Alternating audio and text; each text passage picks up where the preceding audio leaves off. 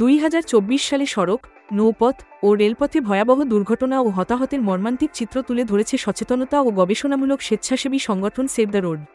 সংগঠনের প্রকাশিত তথ্যমতে চলতি বছরে ছোট বড় 38,540টি দুর্ঘটনায় আহত হয়েছেন 37,113 জন আর প্রাণ হারিয়েছেন 6,444 জন। দ্রুতগতির বাইক ও ট্রাফিক আইন অমান্য করায় বাড়ছে দুর্ঘটনা।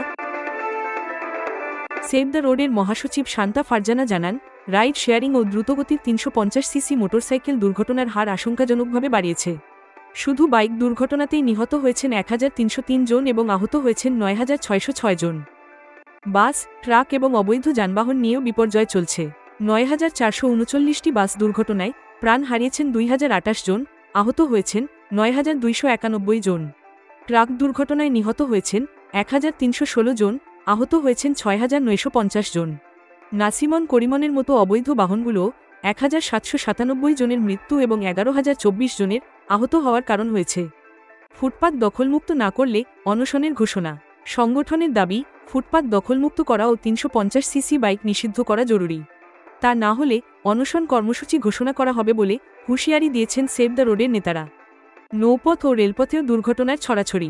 নৌপথে এবছর 1,711টি দুর্ঘটনায় প্রাণ হারিয়েছেন 112 জন, আহত হয়েছেন 1,451 জন। রেলপথে ঘটেছে 1,806টি দুর্ঘটনা, যাতে আহত হয়েছেন 1,176 জন এবং নিহত হয়েছেন 124 জন।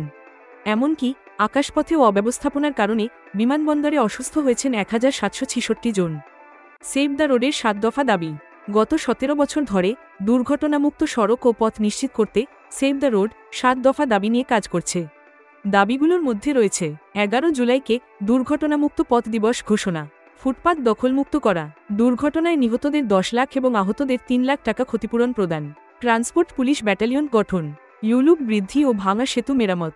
প্রতিষ্ঠাতা মমিন মেহেদি বলেন, দুর্ঘটনামুক্ত পথ তৈরির জন্য মালিক, শ্রমিক, প্রশাসন এবং সাধারণ জনগণের সমন্বয় অত্যন্ত গুরুত্বপূর্ণ। আমরা সরকার ও প্রশাসনের প্রতি সহযোগিতার আহ্বান জানাই। 2007 সালে প্রতিষ্ঠিত সেভ দ্য রোড দেশের একমাত্র সচেতনতা ও গবেষণামূলক সংগঠন হিসেবে দুর্ঘটনামুক্ত আকাশ, সড়ক, রেল ও নৌপথের জন্য কাজ করে যাচ্ছে। তাদের অঙ্গীকার, পথ দুর্ঘটনা থাকবে না আর। এই প্রতিবেদন সবার জন্য একটি সতর্কবার্তা। সচেতনতা মাধ্যমে দুর্ঘটনার হার কমানো সম্ভব। সেভ দ্য রোডের আহ্বান, আপনার দায়িত্বশীলতা পারে লাখো প্রাণ বাঁচাতে। খবর, জনতার জাগরণ।